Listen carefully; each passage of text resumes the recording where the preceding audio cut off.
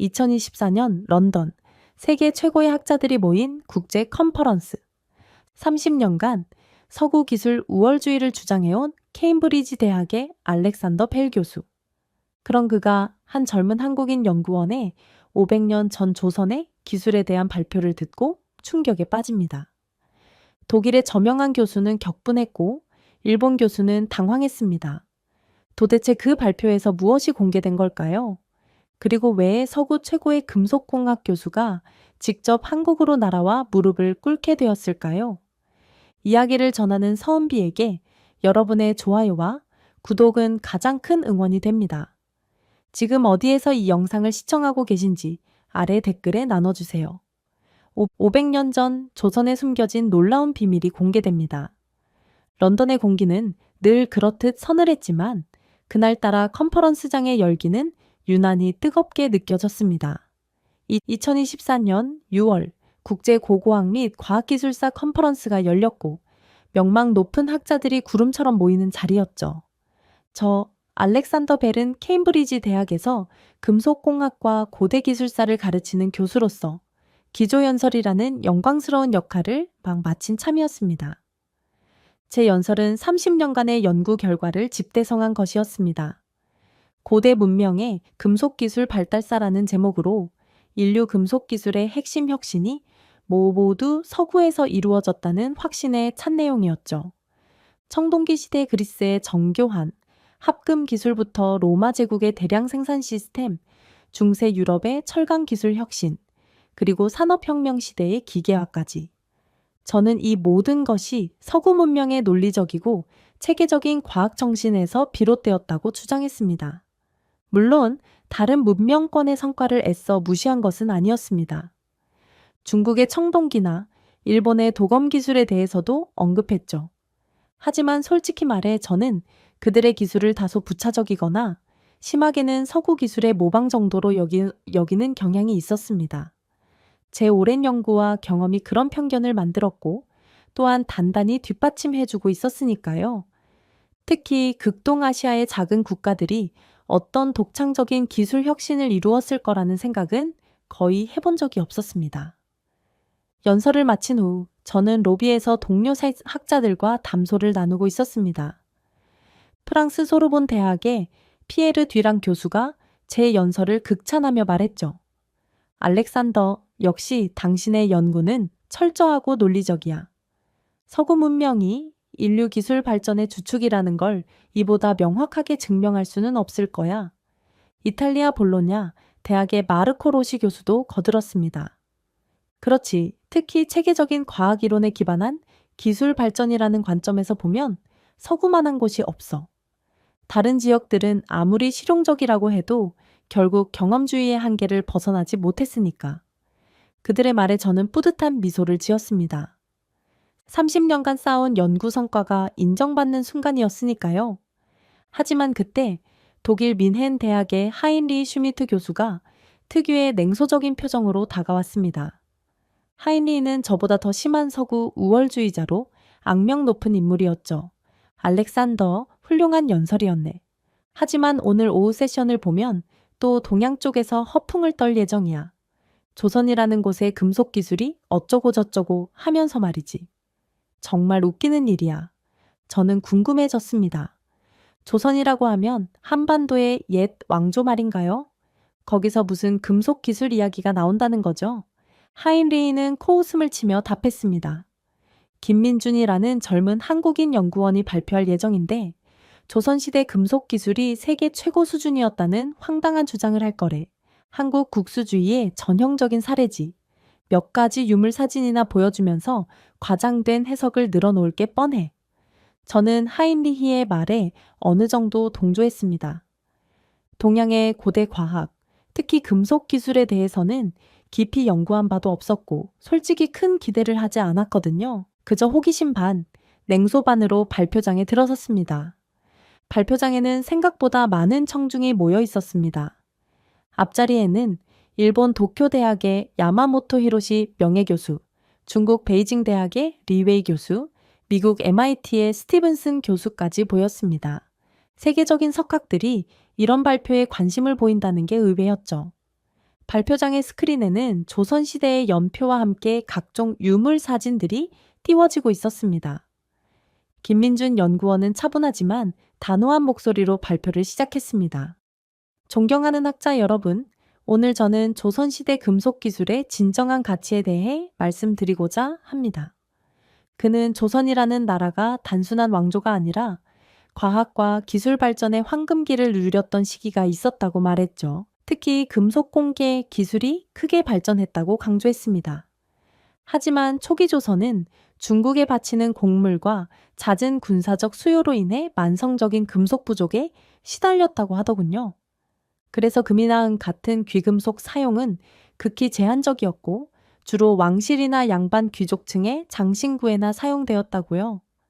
그 대목에서 저는 속으로 역시나 싶었습니다. 금속이 부족한 나라에서 무슨 대단한 금속 기술의 발전이 있었겠는가? 장신구나 만드는 수준이었겠지. 제 편견이 다시 고개를 드는 순간이었습니다. 그런데 김민준 연구원의 다음 설명은 저의 예상을 조금씩 벗어나기 시작했습니다. 하지만 바로 이런 제약 조건이 조선의 장인들로 하여금 한정된 자원으로 최대의 효과를 내는 혁신적인 기술을 개발하게 만들었습니다. 그는 조선시대 금속 기술의 정수로 금속 활자를 먼저 언급했습니다. 1403년 태종 때 제작된 개미자라는 활자는 세계 최초의 금속 활자로 공인받고 있는 독일 구텐베르크의 활자보다 무려 40여 년이나 앞선 것이라고 했습니다.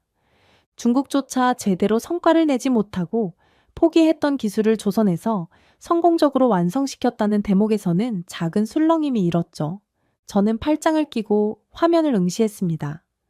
금속 활자 이야기는 익히 들어 알고 있었지만 오늘따라 김민준 연구원의 설명은 유난히 구체적이었습니다. 태종 때 시작된 활자 개발은 세종 대에 이르러 갑인자라는 이름으로 그 정점을 찍었다고 합니다. 단순한 활자 제작을 넘어 활자를 체계적으로 분류하고 보관하는 캐비닛까지 고안해 사용했다는 설명이 이어졌습니다. 1403년 개미자에서 시작하여 1796년 정조시대의 정리자에 이르기까지 무려 400년간 기술 혁신이 끊임없이 이어졌다는 주장도 놀라웠습니다. 김민준 연구원은 더 놀라운 사실을 공개했습니다.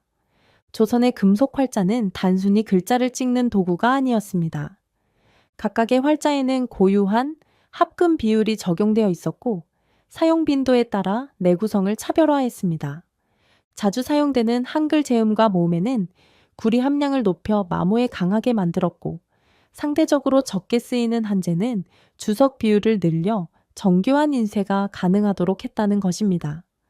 이는 단순한 경험이 아니라 금속의 물리적 특성을 깊이 이해한 과학적 접근이었습니다.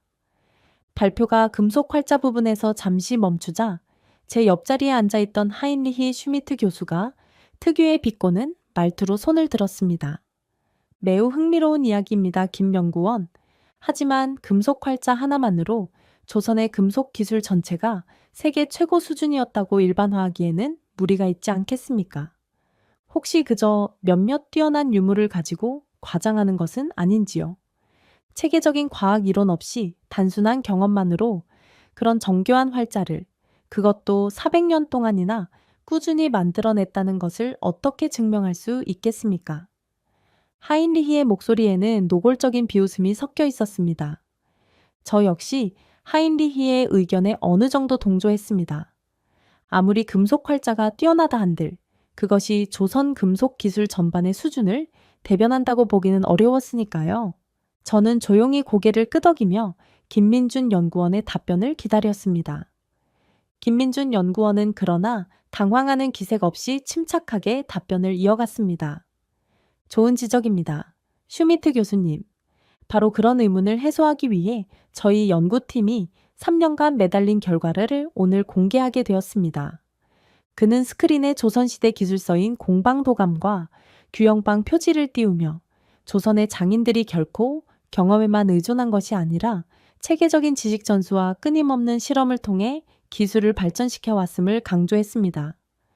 그리고 이어서 자신이 소속된 연구팀의 최신 연구 결과를 제시하기 시작했는데 바로 이 대목에서 저는 처음으로 자세를 고쳐 앉았습니다.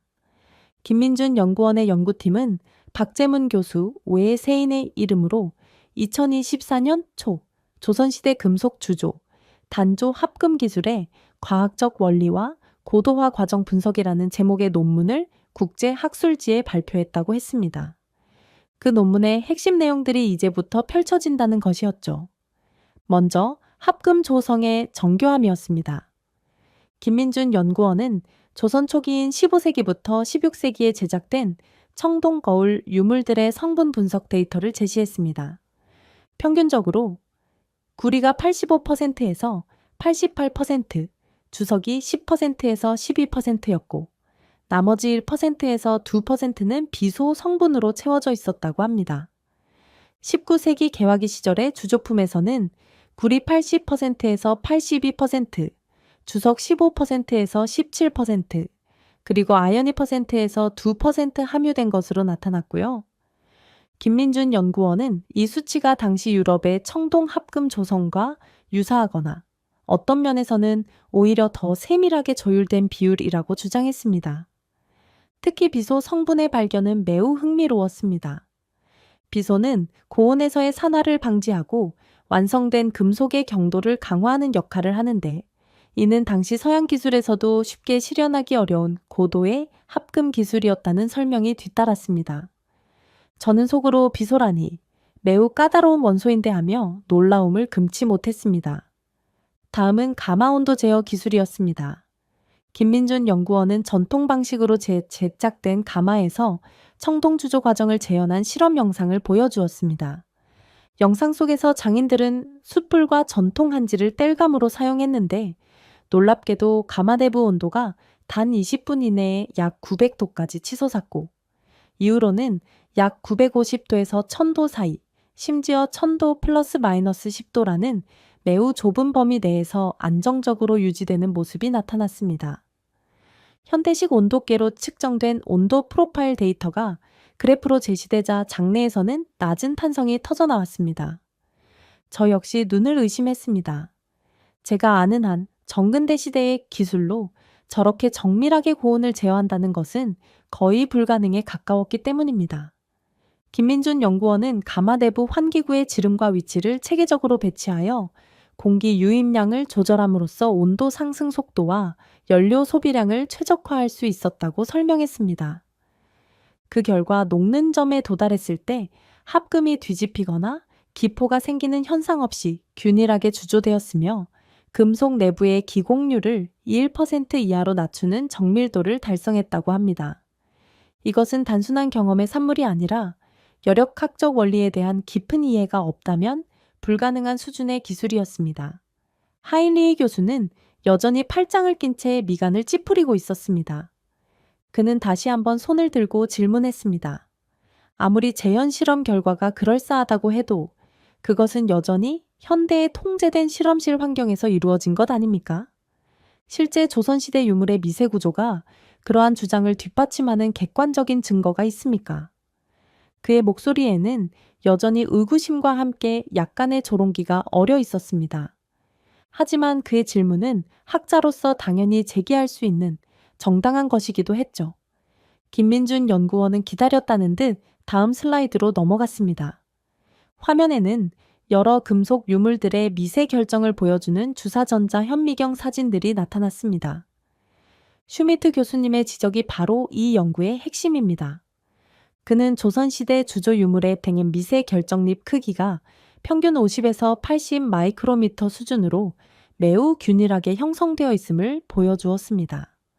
이는 주조가 끝난 후 금냉, 즉 캔칭 과정을 통해 금속 조직 내부의 응고 구조를 의도적으로 제어하여 내마모성과 강도를 크게 향상시킨 결과라고 설명했습니다. 사진 속의 균일하고 미세한 결정립들은 그 자체로 고도의 기술 수준을 웅변하고 있었습니다. 저의 심장이 조금씩 빠르게 뛰기 시작했습니다. 이것은 단순한 우연이나 과장이 아니었습니다. 명백한 과학적 증거들이 눈앞에 펼쳐지고 있었으니까요. 그리고 김민준 연구원은 발표 내용 중 가장 충격적일 수도 있는 부분을 공개했습니다. 바로 표면 처리 및 마무리 기술이었죠. 이제 조선 장인들의 진정한 독창성을 보여드리겠습니다. 그는 조선시대 장인들이 금속 거울 등의 표면을 연마하기 위해 사용했던 전통 연마제에 대해 설명했습니다. 주된 재료는 죽분, 즉 대나무 가루였는데 여기에 놀랍게도 인분을 혼합하여 사용했다는 것이었습니다. 인분이라는 단어가 언급되자 장내는 순간 정적에 휩싸였고 곧이어 여기저기서 당혹감과 약간의 불쾌감이 섞인 수군거림이 터져나왔습니다. 하인리히 교수는 거의 경멸에 가까운 표정으로 고개를 절레절레 흔들었습니다. 하지만 김민준 연구원은 동요하지 않고 말을 이었습니다. 여러분의 당혹감을 이해합니다. 하지만 이것이야말로 조선 장인들의 과학적 사고를 보여주는 완벽한 사례입니다. 이 독특한 혼합 연마제는 마모도를 극도로 높여 금속 표면을 거울처럼 매끄럽게 만들었고 그 결과 반사율을 무려 80% 이상으로 끌어올리는데 결정적인 역할을 했다고 합니다. 김민준 연구원은 현대 과학으로 분석한 결과를 제시했습니다. 인분에 포함된 요소와 인산 성분이 금속 표면의 미세한 산화막을 제거하는 동시에 대나무 가루의 실리카 성분과 결합하여 극미세 연마제 역할을 한다는 것이었습니다. 이는 현대의 화학 연마제와 유사한 원리였습니다. 그는 이것이 단순한 민간요법이 아니라 오랜 경험과 실험을 통해 찾아낸 과학적인 방법이었음을 강조했습니다. 역겨움을 넘어선 어떤 경외감 같은 것이 제 마음속에서 천천히 피어오르기 시작했습니다. 그들은 상상도 못할 재료를 사용해서라도 최고의 품질을 얻어내려 했던 것입니다. 발표의 흐름을 잠시 끊고 객석에 앉아있던 한 노교수가 손을 들었습니다. 일본 도쿄대학에서 명예교수로 있는 야마모토 교수였습니다. 그는 중립적이고 신중한 학자로 정평이 나 있는 인물이었죠. 김 연구원, 대단히 인상적인 발표입니다. 만약 조선의 금속 기술이 그토록 체계적이고 높은 수준이었다면 왜 그 기술이 당시 세계 시장을 지배하거나 주변국에 더 큰 영향을 미치지 못했는지 궁금합니다. 그토록 뛰어난 기술력이 주로 조선 내부의 수요 충족에만 머물렀던 특별한 이유라도 있었을까요? 야마모토 교수의 질문은 핵심을 찌르는 것이었습니다. 이 질문은 김민준 연구원에게 새로운 도전을 안겨주었고 저의 지적 호기심을 더욱 자극했습니다. 김민준 연구원은 잠시 숨을 고른 뒤 답변을 시작했습니다. 야마모토 교수님의 질문이야말로 조선 기술사의 핵심을 건드리는 것입니다. 그는 조선의 기술 발전이 서구의 제국주의적 팽창이나 상업적 확산과는 다른 맥락에서 이루어졌음을 설명했습니다. 조선의 장인정신과 기술 개발은 국가의 안정과 자급자족, 그리고 문화적 완성도를 높이는데 그 목표가 있었다는 것이죠. 그는 그 예로 조선시대의 무기기술을 언급했습니다. 환도와 같은 단검은 강철로 단조되어 매우 튼튼하고 쉽게 부러지지 않았다고 합니다. 이는 고도의 열처리 기술이 적용되었음을 의미하며 검의 자루와 칼집은 금이 나은 옥으로 아름답게 장식되어 예술적 가치까지 더했다는군요. 심지어 장군의 계급에 따라 칼의 색상까지 구분되었다고 하니 단순한 무기를 넘어선 하나의 문화적 상징이었던 셈입니다. 또한 대장군전과 같은 로켓형 무기는 그 머리와 꼬리, 날개 부분에 철을 사용하여 파괴력을 극대화했다고 합니다.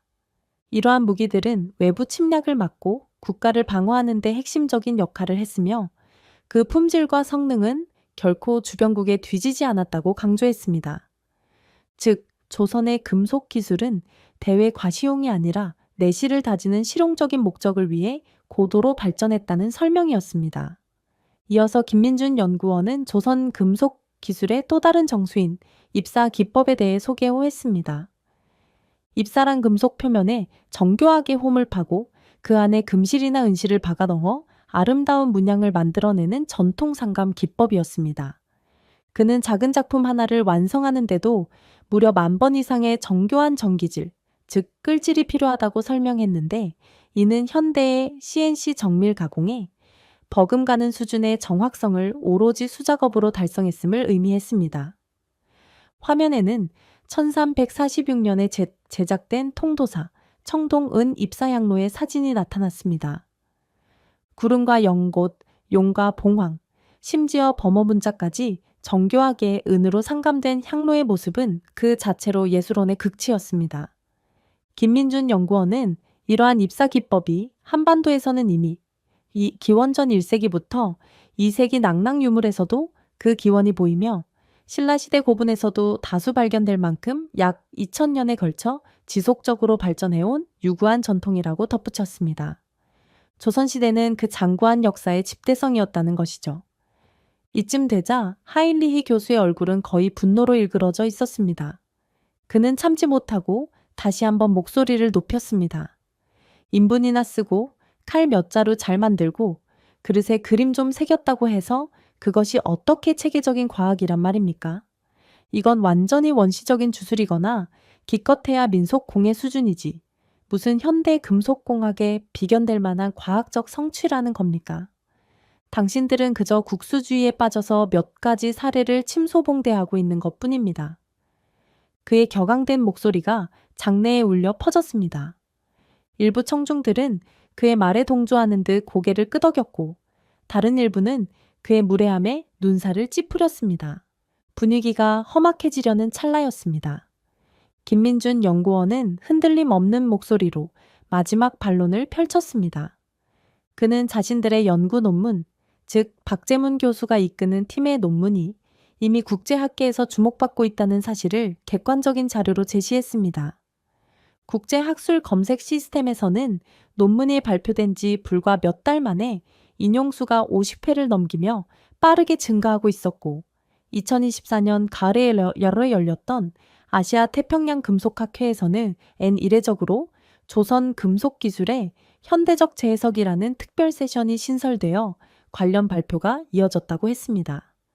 그는 또한 국립중앙박물관 산하의 조선기술재현연구소가 설립되어 자신들의 연구 결과를 바탕으로 실제 전통 가마를 복원하는 프로젝트가 진행되었으며 논문에서 제시된 합금 비율과 조직 구조 분석 결과가 금속 유물의 과학적 복원을 위한 공식 가이드라인으로 채택되어 활용되고 있다고 밝혔습니다. 심지어 전통 주조 기법의 높은 에너지 효율성과 정밀한 합금, 조성, 제어 기술은 현대의 몇몇 중소기업에서 친환경적이고 저비용적인 주조 공정을 개발하는데 중요한 벤치마크 사례로 연구되고 있다는 사실까지 공개했습니다. 모든 발표가 끝나자 장내는 잠시 무거운 침묵에 휩싸였습니다. 하인리히 교수는 더 이상 아무 말도 하지 못하고 입을 굳게 다물고 있었죠. 그때 컨퍼런스 좌장을 맡고 있던 미국 MIT의 스티븐슨 교수가 천천히 마이크를 잡았습니다. 스티븐슨 교수는 재료공학 분야에서 세계적인 석학이자 매우 공정하고 합리적인 학자로 존경받는 분이었습니다. 그는 조용하지만 무게감 있는 목소리로 말했습니다. 김민준 연구원의 발표 그리고 박재문 교수팀의 연구는 대단히 인상적입니다. 제시된 증거들은 매우 구체적이고 과학적이며 그 방법론 또한 엄밀합니다. 특히 전통 기술을 현대 과학으로 분석하고 재현하려는 시도는 학문적으로 매우 가치 있는 일입니다. 그는 잠시 말을 멈추고 저와 하인리히 교수를 번갈아 보더니 이렇게 제안했습니다. 알렉산더 벨 교수님, 그리고 하인리히 슈미트 교수님, 혹시 괜찮으시다면 이 컨퍼런스가 끝난 후 한국을 직접 방문하여 김민준 연구원 팀의 연구시설과 재현 실험 과정을 직접 확인해 보시는 것은 어떻겠습니까? 백문이 불여일견이라는 말도 있지 않습니까? 국제적인 공동 검증의 기회가 될 수도 있을 겁니다. 스티븐슨 교수의 제안은 그야말로 예상치 못한 것이었습니다.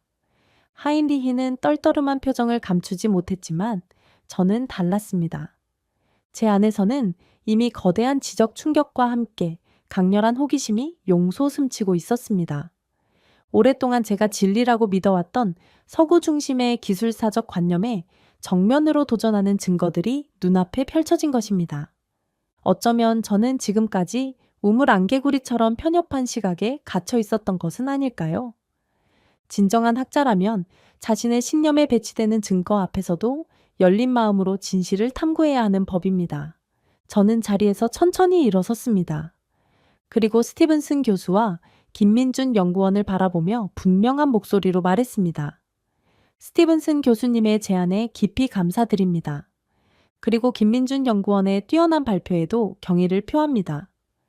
지식의 추구는 항상 열린 마음을 필요로 합니다. 기꺼이 한국을 방문하여 이 놀라운 기술들을 제 눈으로 직접 확인하고 싶습니다.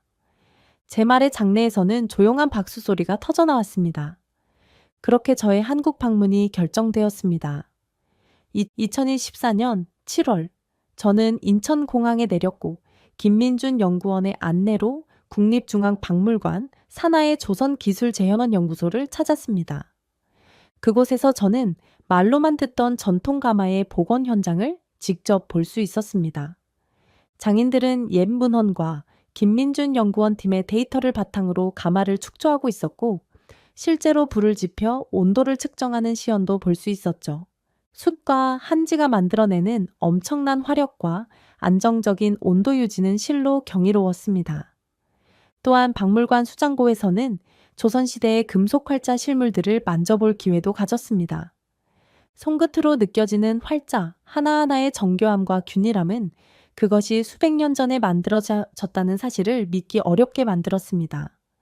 갑인자를 분류하고 보관했다는 캐비닛의 복원품 앞에 섰을 때는 단순한 기술을 넘어선 일종의 시스템적 사고에 감탄하지 않을 수 없었죠. 이것은 분명 체계적인 과학기술의 산물이었습니다. 다음 날에는 인간문화재로 지정된 입사 장인의 공방을 방문했습니다. 노장인은 숨소리조차 내기 어려운 극한의 집중력으로 금속 표면에 정교하게 홈을 파고 은실을 박아 넣고 있었습니다. 수만 번의 망치질과 전기질이 만들어내는 문양은 살아 움직이는 듯 섬세하고 아름다웠습니다. 저는 그 장인의 거친 손에서 2000년을 이어오노니 느껴지는 듯 했습니다. 또한 잘 보존된 조선시대 환도를 직접 손에 쥐어 보았을 때는 그 완벽한 균형감과 강인함에 다시 한번 놀랐습니다.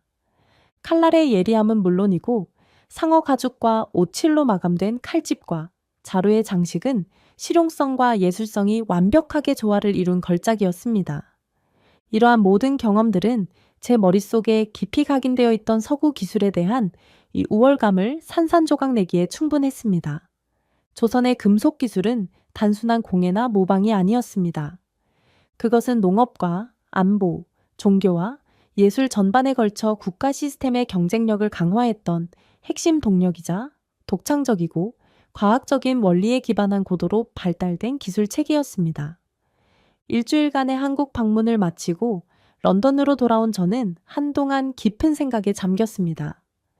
제가 평생을 바쳐 연구해온 기술의 역사는 과연 완전한 것이었을까요?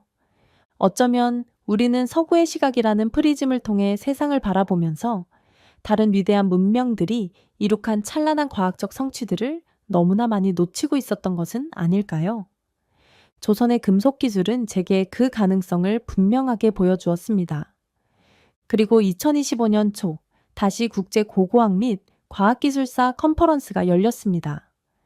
저는 주최 측의 특별 강연을 자청했습니다.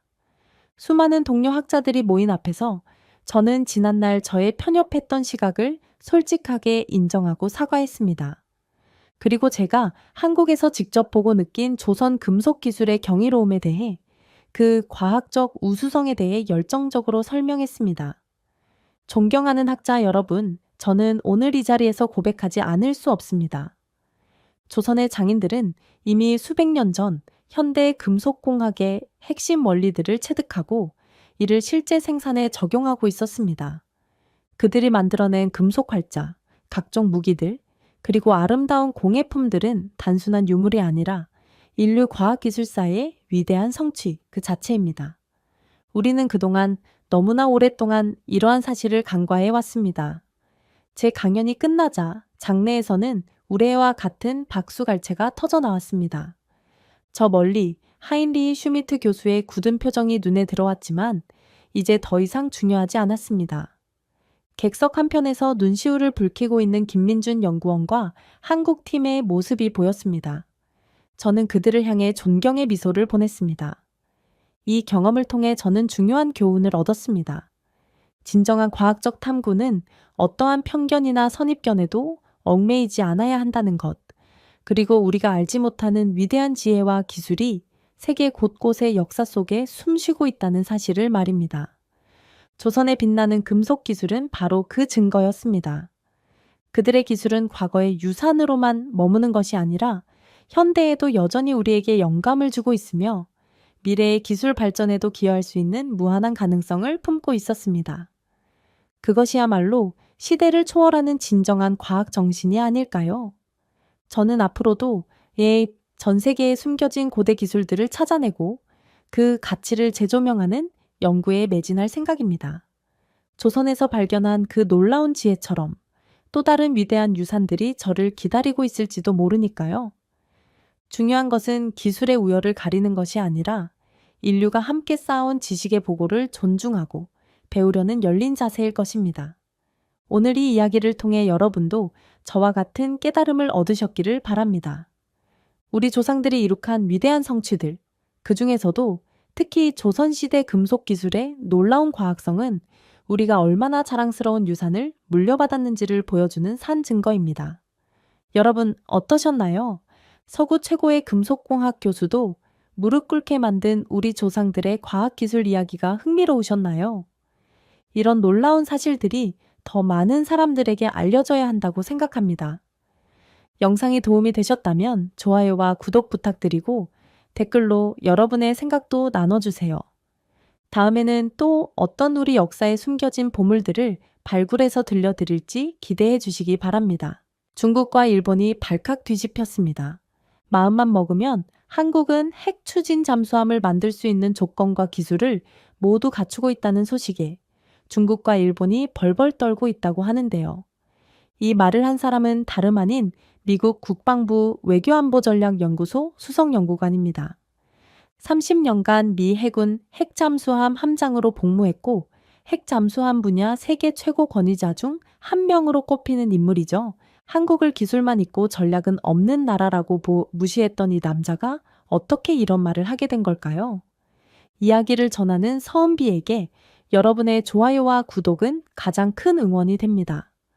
지금 어디에서 이 영상을 시청하고 계신지 아래 댓글에 나눠주세요. 한국 방문하자마자 완전히 굴복한 이 미국인의 충격적인 이야기를 지금부터 들려드리겠습니다. 저는 리처드 그레이엄입니다. 올해 51살이고 미국 국방부 외교안보전략연구소에서 수석연구관으로 일하고 있어요. 30년간 미 해군에서 핵잠수함 함장으로 복무했고 지금은 동아시아 해양 전략을 연구하고 있습니다. 솔직히 말씀드리면 한국에 대한 제 생각은 그리 좋지 않았어요. 워싱턴 DC에서 일하다 보니 자연스럽게 접하게 되는 한국 관련 보고서들을 보면서 늘 같은 생각을 했거든요. 기술은 뛰어나지만 전략이 없는 나라, 미국이 시키는 대로 따라오기만 하는 나라, 특히 트럼프 대통령이 한국을 돈 뽑는 기계라고 부를 때도 속으로는 맞다고 생각했습니다. 방위비 분담금 협상 때마다 벌어지는 실랑이를 보면서 한국은 결국 미국 없이는 아무것도 할 수 없는 나라구나 싶었죠. 워싱턴에서 돌아다니는 한국에 대한 인식도 비슷했어요. 한국은 일본의 하위 파트너 정도. 기술력도 일본 따라잡기 급급하고 독자적인 전략 같은 건 꿈도 꾸지 못하는 나라. 그런데 최근 들어 이상한 일들이 벌어지기 시작했어요.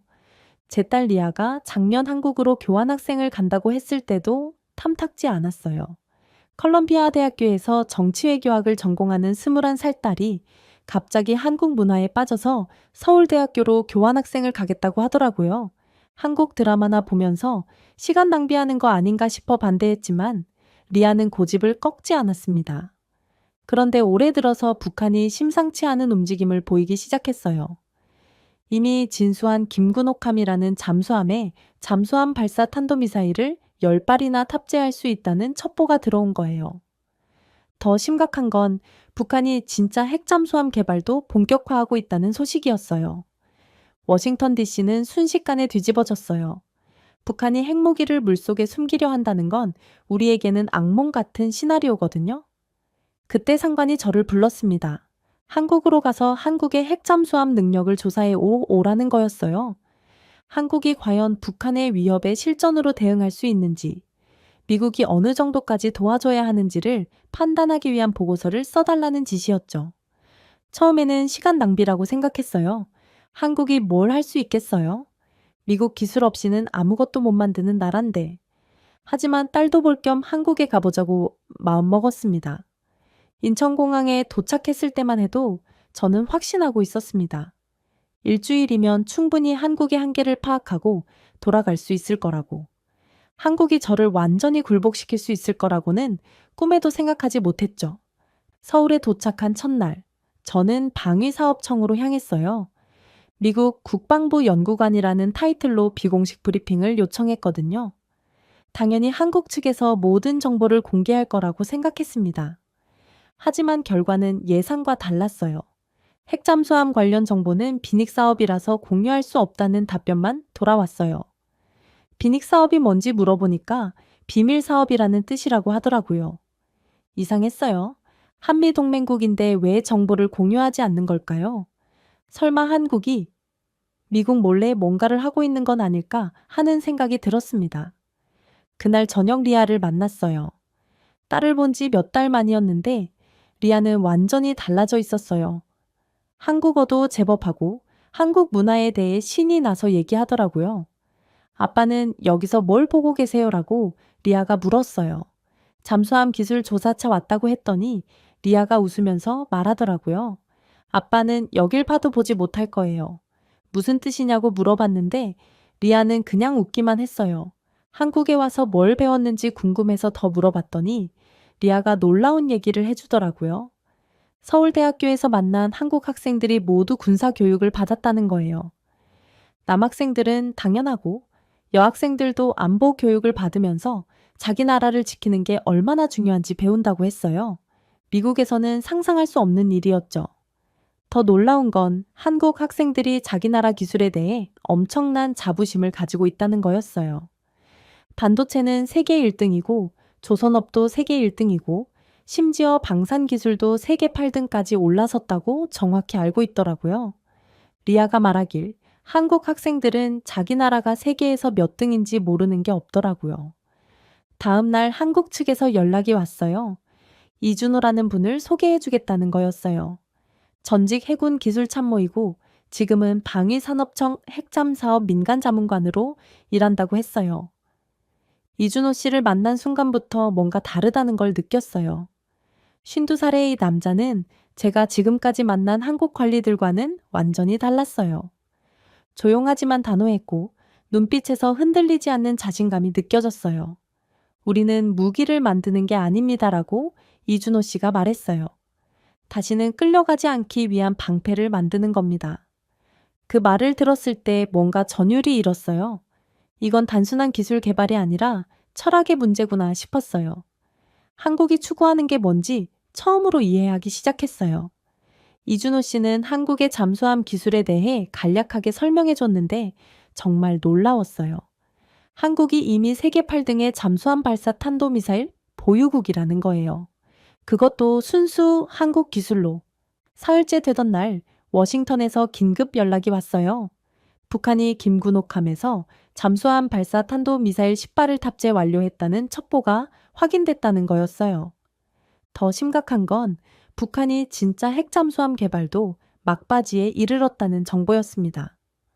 워싱턴 DC는 패닉 상태였어요. 북한이 핵무기를 물속에 숨기면 미국도 추적하기 어려워지거든요.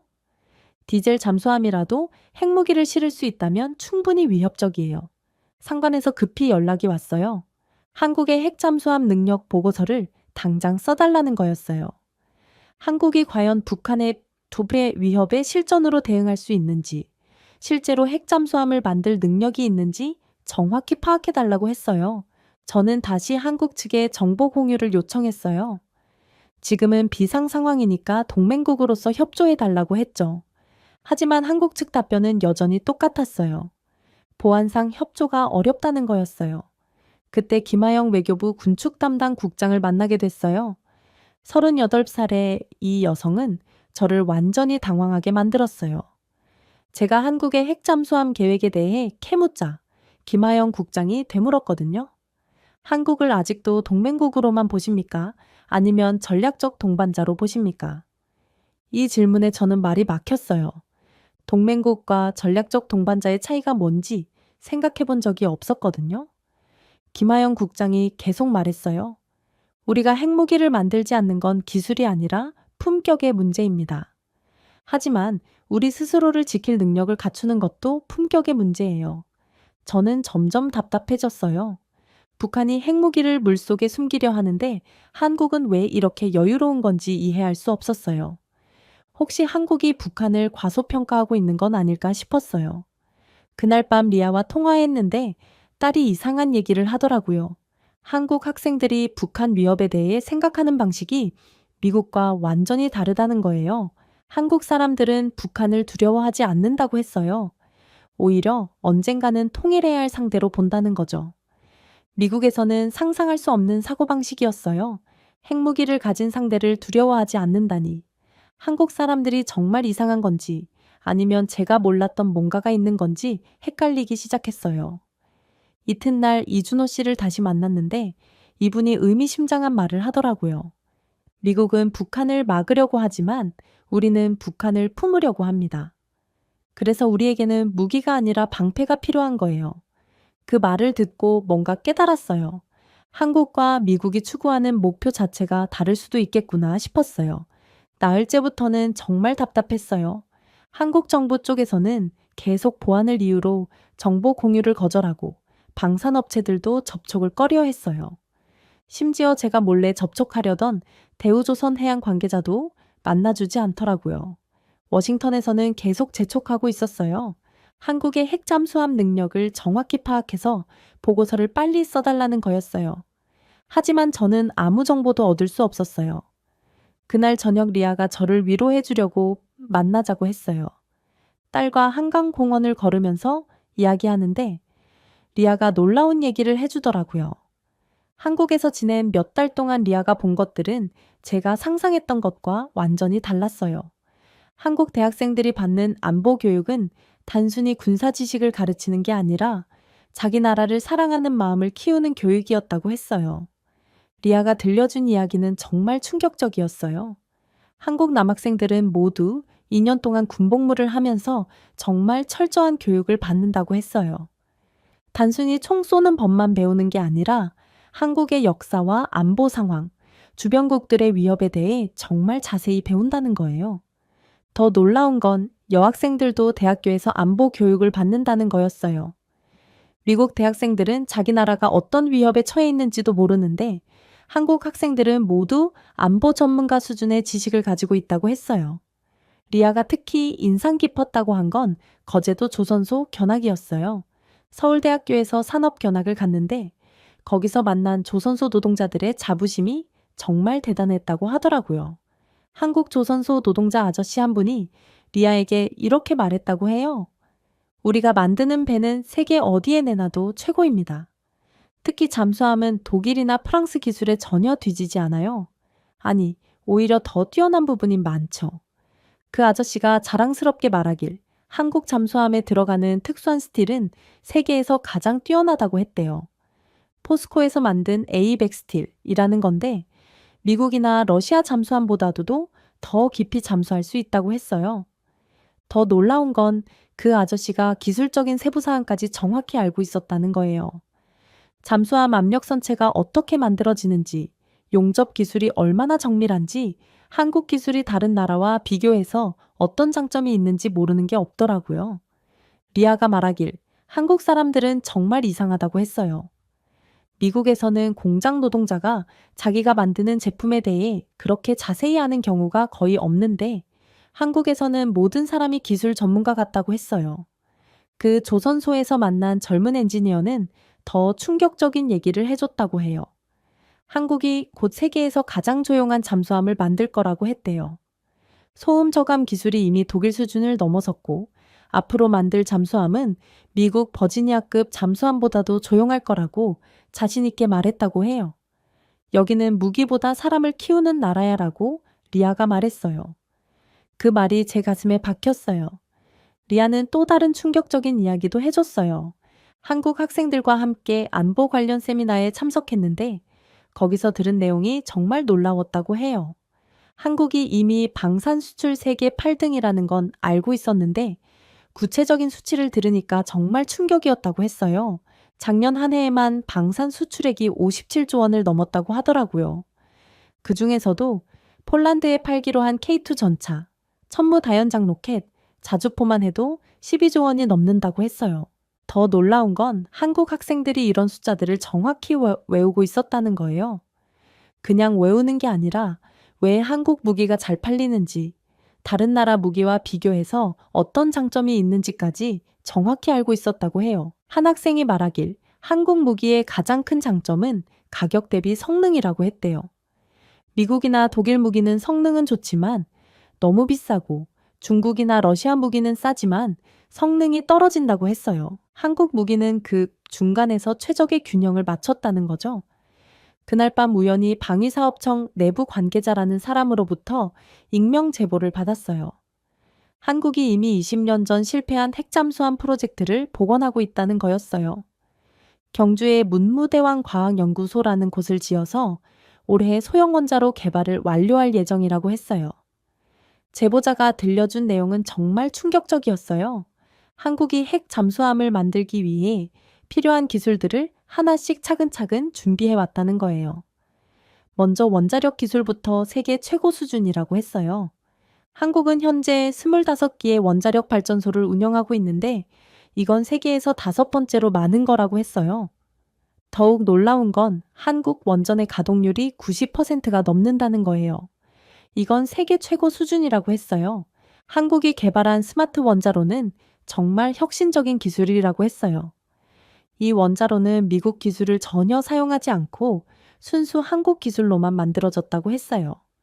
그래서 한미원자력 협정의 제약도 받지 않는다고 하더라고요. 더욱 중요한 건 이 스마트 원자로가 잠수함에 탑재하기 딱 좋은 크기라는 거였어요. 출력이 70메가와트인데 이 정도면 대형 잠수함을 충분히 움직일 수 있다고 했어요. 조선 기술은 말할 것도 없다고 했어요. 한국은 현재 세계 조선업 점유율 30%를 차지하는 압도적인 1등이라고 했어요. 특히 고부가 가치 선박 건조 기술은 다른 나라가 따라올 수 없는 수준이라고 하더라고요. 제보자는 또 다른 충격적인 사실도 알려줬어요. 한국이 이미 잠수함용 특수한 스틸 기술을 완전히 마스터했다는 거예요. 포스코에서 개발한 A200 스틸은 수심 600m까지 견딜 수 있는 초고강도 강철이라고 했어요. 이건 미국 버지니아급 잠수함에 사용되는 강철보다도 더 뛰어나다고 하더라고요. 핵연료 처리 기술도 이미 확보했다고 했어요. 한국원자력연구원에서 20% 미만 전홍축, 우라늄을 처리할 수 있는 기술을 개발했다고 했어요. 이 정도 농축도면 핵 확산 금지 조약에도 걸리지 않고 핵 잠수함 연료로 사용하기에는 충분하다고 하더라고요. 방사선 차폐 기술과 원자력 추진 시스템 통합 기술까지 모든 게 준비되어 있다고 했어요. 한국이 20년 넘게 원자력 발전소를 운영하면서 쌓은 노하우가 어마어마하다는 거죠. 제보자는 마지막에 이런 말을 했어요. 한국이 핵잠수함을 만들지 않는 건 기술이 없어서가 아니라 정치적 판단 때문입니다. 기술적으로는 이미 모든 게 준비되어 있어요. 그때서야 제가 한국을 완전히 잘못 이해하고 있었다는 걸 깨달았어요. 한국은 미국 기술을 베끼기만 하는 나라가 아니었어요. 독자적인 기술 개발 능력을 갖춘 진짜 기술 강국이었던 거예요. 하지만 여전히 의문이 남았어요. 한국이 정말 핵잠수함을 만들 수 있다면 왜 이렇게 비밀스럽게 하는 걸까요? 당당하게 공개하면 되는 거 아닌가요? 닷새째 되던 날, 드디어 제가 그토록 보고 싶었던 걸 보게 됐어요. 이준호 씨가 특별한 곳으로 저를 안내해 주겠다고 했거든요. 보안 서약서에 사인하고 따라갔는데 거제도 근처 해상이었어요. 그곳으로 가는 길에 이준호 씨가 중요한 얘기를 해줬어요. 오늘 보여드릴 건 한국이 얼마나 대단한 나라인지 증명하는 결정적인 증거라고 했어요. 미국이 수십 년 걸려서 만든 기술을 한국은 10년 만에 완성했다고 하더라고요. 현장에 도착했을 때 저는 정말 놀랐어요. 바다 한가운데에 거대한 플랫폼이 떠 있었고 각종 측정 장비들이 설치되어 있었어요. 그리고 저 멀리에 잠수함 한 척이 조용히 떠 있는 게 보였어요. 도산한 창고함이라고 이준호 씨가 소개해 줬어요. 한국이 순수 자국 기술로 설계하고 건조한 첫 번째 3,000톤급 잠수함이라고 했어요. 길이가 83m, 폭이 9m에 달하는 거대한 잠수함이었어요. 이준호 씨가 자랑스럽게 설명해줬어요. 이 잠수함은 독일 기술을 기반으로 하긴 했지만 핵심 시스템들은 모두 한국이 독자 개발한 거라고 했어요. 특히 잠수함 발사 탄도미사일 발사 시스템은 완전히 한국 기술이라고 강조했어요. 그때 정말 충격적인 장면을 목격했어요. 도산 안창호함이 천천히 물속으로 잠수하기 시작하더라고요. 완전히 자취를 감출 때까지 걸린 시간이 채 5분도 안 됐어요. 잠시 후 바다 표면에서 이상한 움직임이 감지됐어요. 물거품이 조금씩 올라오더니 갑자기 거대한 미사일이 물속에서 솟아올랐어요. 그 순간 저는 정말 소름이 돋았어요. 완전히 자망한 상태의 잠수함에서 미사일이 발사되는 걸 직접 본 거였어요. 콜드런치 방식이라고 이준호 씨가 설명해 줬는데 화약 폭발이 아니라 압축 가스로 미사일을 밀어 올린다고 했어요. 미사일이 수면 위로 완전히 나온 순간 로켓 엔진이 점화됐어요. 엄청난 불꽃과 함께 미사일이 하늘로 치솟았어요. 그 정밀함과 속도는 제가 미 해군에서 본 어떤 시스템보다도 놀라웠어요. 무음으로 발사되는 과정, 완벽하게 통제되는 발사 각도, 그리고 잠수함이 전혀 흔들리지 않는 안정성, 모든 게 완벽했어요. 이게 한국 기술이라고요? 라고 제가 물었더니 이준호 씨가 조용히 대답했어요. 순수 한국 기술입니다. 설계부터 제작까지 모든 걸 우리가 했어요. 현장에 있던 한국 기술자들이 저에게 더 자세한 설명을 해줬어요. 한 분이 말하길 이 잠수함 발사 탄도미사일은 현무투를 기반으로 개발한 현무포라고 했어요. 사거리가 500km에 달하고 정확도는 원형오차 확률 10m 이내라고 했어요. 다른 기술자가 추가로 설명해 줬어요. 이 미사일의 가장 큰 특징은 콜드런치 방식이라고 했어요. 기존의 한런치 방식과 달리 잠수함 내부에 화염이나 연기가 전혀 들어오지 않는다고 했어요. 그래서 연속 발사가 가능하고 잠수함의 안전성도 훨씬 높다고 하더라고요. 더욱 놀라운 건 이 잠수함이 6발의 미사일을 동시에 탑재할 수 있다는 거였어요. 그리고 미사일 발사 후에도 계속 잠항 상태를 유지할 수 있어서 적에게 발각될 위험이 거의 없다고 했어요. 그때 김하영 국장도 현장에 와 있었어요. 김하영 국장이 저를 보고 의미 깊은 말을 했어요. 이 기술은 미국에 보여주기 위한 게 아닙니다. 우리가 되기 위한 선언입니다. 김하영 국장이 계속 설명해 줬어요. 한국이 이 기술을 개발한 이유는 북한의 위협에 대응하기 위해서라고 했어요. 북한이 잠수함 발사 탄도미사일을 개발하고 있으니까 한국도 똑같은 능력을 갖춰야 한다는 거였어요. 하지만 한국의 접근 방식은 북한과 완전히 다르다고 강조했어요.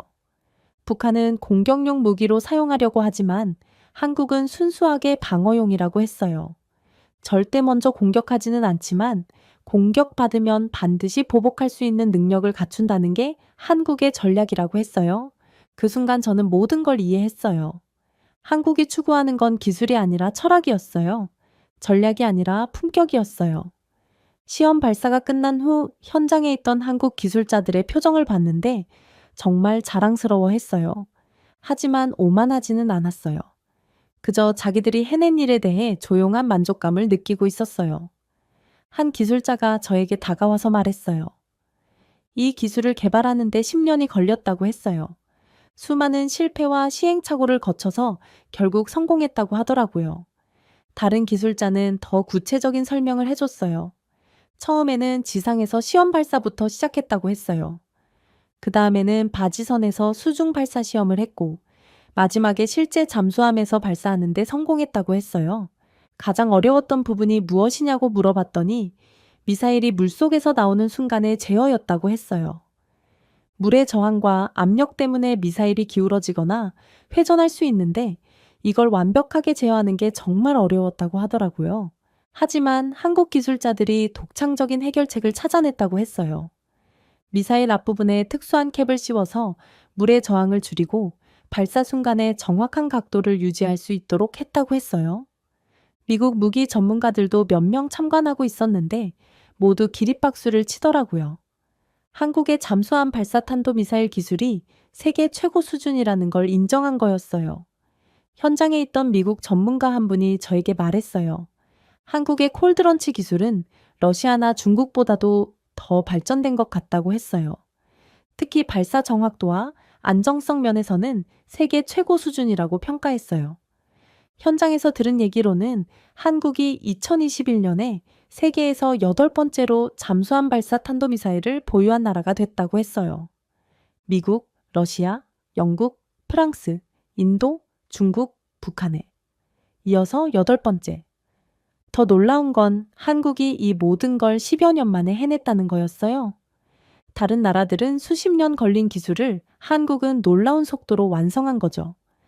이준호 씨가 마지막에 의미심장한 말을 했어요. 이것이 자립의 선언이다라고 했어요. 우리는 이제 누구에게도 의존하지 않고 우리 스스로를 지킬 수 있어요. 그 말을 들으면서 제가 지금까지 한국을 얼마나 잘못 봤는지 깨달았어요. 한국은 단순히 미국을 따라오는 나라가 아니었어요. 독자적인 길을 가고 있는 진짜 강국이었던 거예요. 시험이 모두 끝난 후 도산한 창호함이 다시 수면으로 떠올랐어요. 잠수함에서 승조원들이 나와서 인사를 했는데 모두 자신감에 넘쳐 있었어요. 한국 해군의 자부심이 그들의 표정에서 고스란히 느껴졌어요. 6째 날부터는 제 생각이 완전히 바뀌기 시작했어요. 워싱턴에 제출할 보고서를 어떻게 써야 할지 고민이 됐거든요. 처음 계획과는 완전히 다른 내용을 써야 할 상황이 된 거예요. 기존에 워싱턴에서 요구한 건 한국의 한계를 지적하는 보고서였어요. 한국이 미국 도움 없이는 아무것도 할 수 없다는 걸 증명해달라는 거였죠.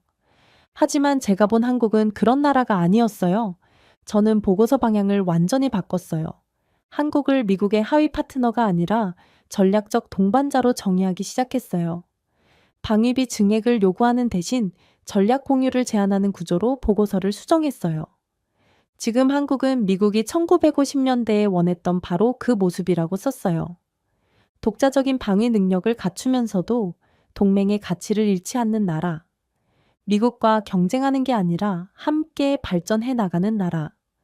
김하영 국장과 마지막 면담을 했을 때 김하영 국장이 중요한 말을 해줬어요. 우리는 절대 핵무기는 만들지 않을 겁니다. 하지만 절대 당하지도 않을 거예요. 이 말이 한국의 철학을 완벽하게 요약한다고 생각했어요.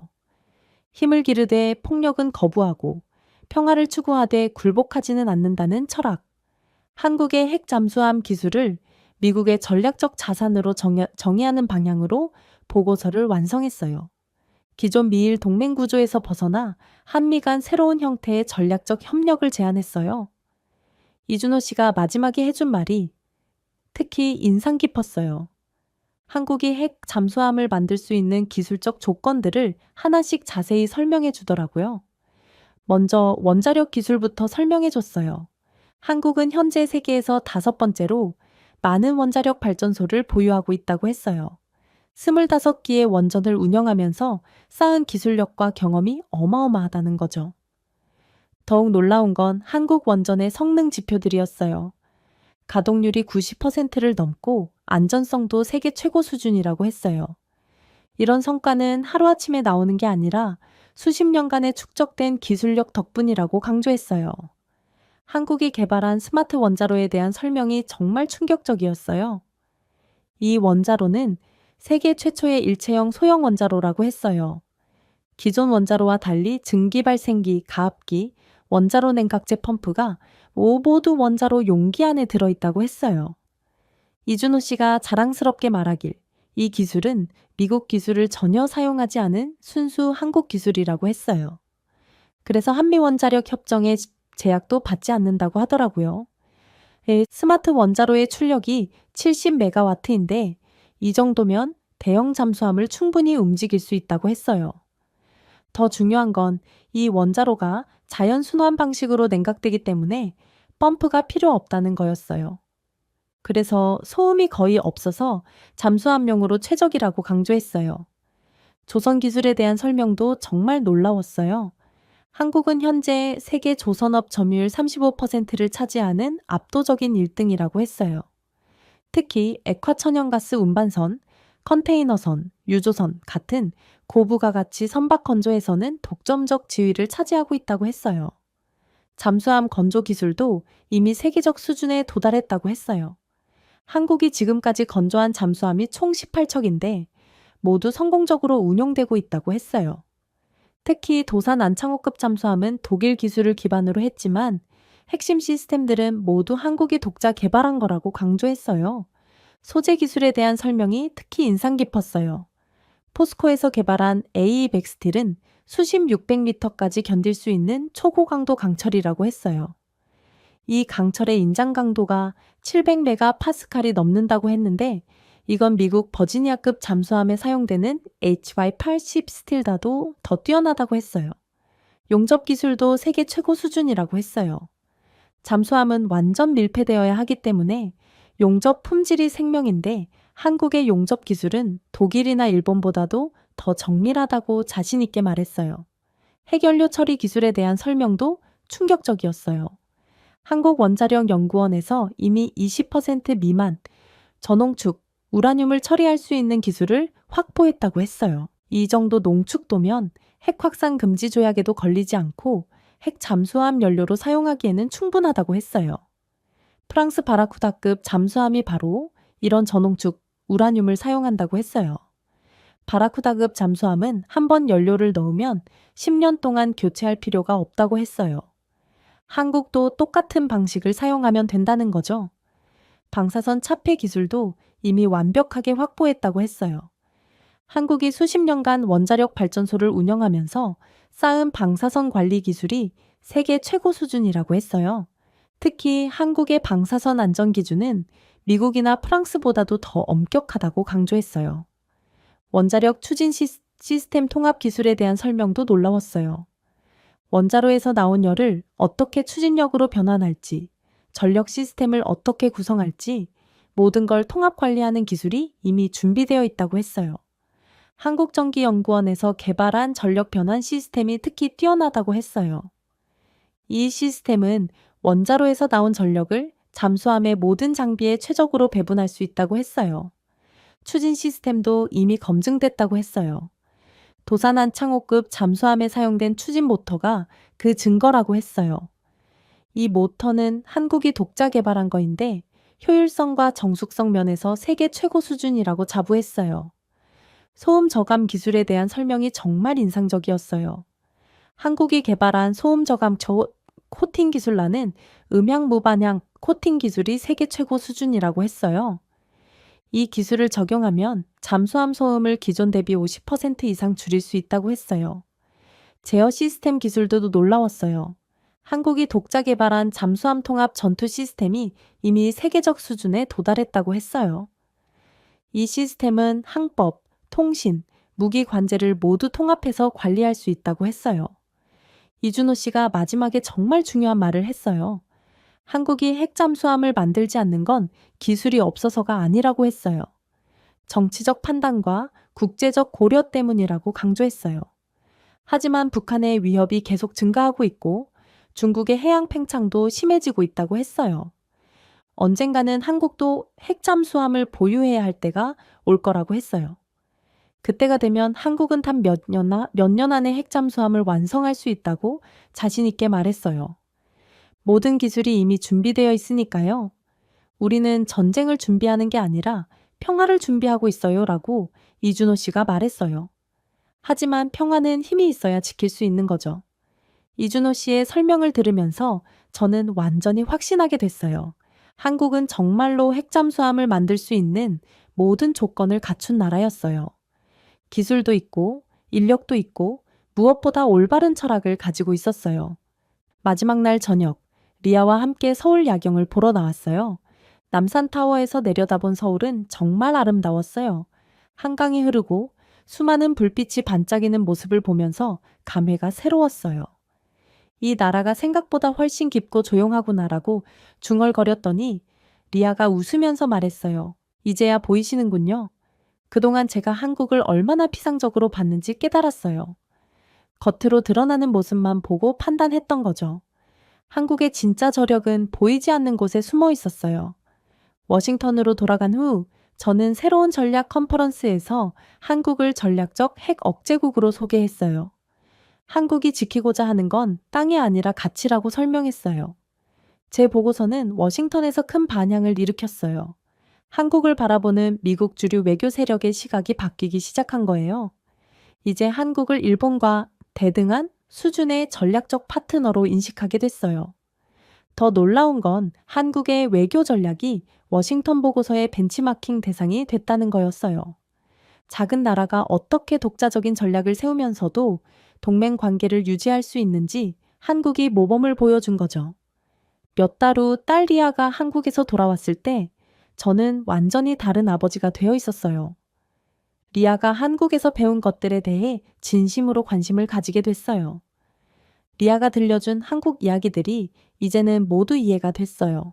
한국 학생들의 안보의식, 조선소 노동자들의 자부심, 그리고 한국 사람들의 조용한 자신감, 모든 게 연결되어 있었던 거예요. 제 동료들에게도 한국에 대한 새로운 시각을 설명해 줬어요. 한국은 더 이상 미국이 보호해야 할 나라가 아니라 미국과 함께 세계 평화를 만들어갈 파트너라고 말했어요. 워싱턴의 한국 관련 정책도 조금씩 바뀌기 시작했어요. 일방적인 지원이나 압박 대신 상호 협력과 존중을 바탕으로 한 관계로 발전하게 됐어요. 저는 이제 한국 전문가로 불리게 됐어요. 한국의 전략적 사고와 기술력을 정확히 이해하는 몇 안 되는 미국인 중 하나가 된 거죠. 그리고 지금 한국을 방문한 지 석 달이 지난 현재 시점에서 돌이켜보니 더욱 놀라운 일들이 벌어지고 있어요. 문무대왕과학연구소가 예정대로 올해 안에 중공될 예정이고 한국의 소형 원자로 기술도 막바지 단계에 이르렀다고 해요. 지난달 리아와 함께 한국을 다시 방문했을 때 저는 완전히 다른 마음으로 한국을 바라볼 수 있었어요. 청와대 인근 공원을 리아와 함께 산책하면서 조용히 말했어요. 전에는 한국을 방어해야 할 나라라고 생각했지만 이제는 우리가 배워야 할 나라야. 한반도 동쪽 바다를 바라보면서 깊은 감동을 느꼈어요. 저 바다 아래에는 한국의 잠수함들이 조용히 우리의 안전을 지키고 있겠구나 싶었어요. 경주에 건설 중인 문무대왕과학연구소도 견학했어요. 3,200억 원을 들여서 짓고 있는 이 연구소에서 한국의 미래가 만들어지고 있었어요. 내년까지 70메가와트급 소형 원자로를 완성한다는 계획도 들었어요. 한국 연구원들의 열정과 자신감이 정말 대단했어요. 하지만 여전히 겸손했고 평화적 목적을 잃지 않고 있었어요.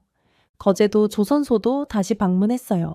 석 달 전에 봤던 도산한 창호함보다 더 발전된 잠수함들이 건조되고 있었어요.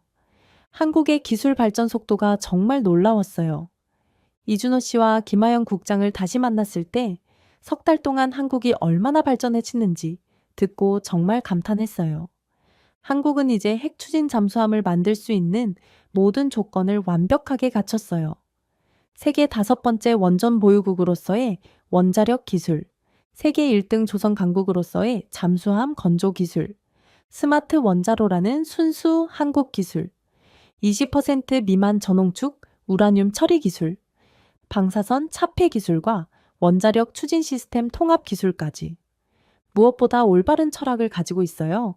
핵무기는 절대 만들지 않되 절대 당하지도 않겠다는 확고한 신념. 하지만 한국은 여전히 신중하게 접근하고 있었어요. 국제사회와의 협력을 중시하고 평화적 목적을 잃지 않으려고 노력하고 있었어요. 공항으로 가는 길에 리아가 물었어요. 아빠는 이제 한국을 어떻게 생각하세요? 저는 주저하지 않고 대답했어요. 마음만 먹으면 한국은 핵 추진 잠수함을 만들 수 있는 조건과 기술을 모두 갖추고 있다. 한국, 정말 대단하다. 비행기 창문으로 한반도가 작아져 가는 모습을 보면서 생각했어요. 저 작은 나라가 세계를 또 한 번 놀라게 할 날이 머지않았구나. 한국이 보여준 건 단순한 기술력이 아니었어요. 올바른 가치관을 바탕으로 한 진정한 강함이었어요. 그리고 그런 한국과 함께하는 미래가 정말 기대됐어요. 지금도 저는 한국 관련 자문 요청을 받을 때마다 똑같은 말을 합니다. 한국을 과소평가하지 마세요. 저 나라는 우리가 생각하는 것보다 훨씬 대단한 나라예요. 네, 오늘 사연 어떻게 들으셨나요?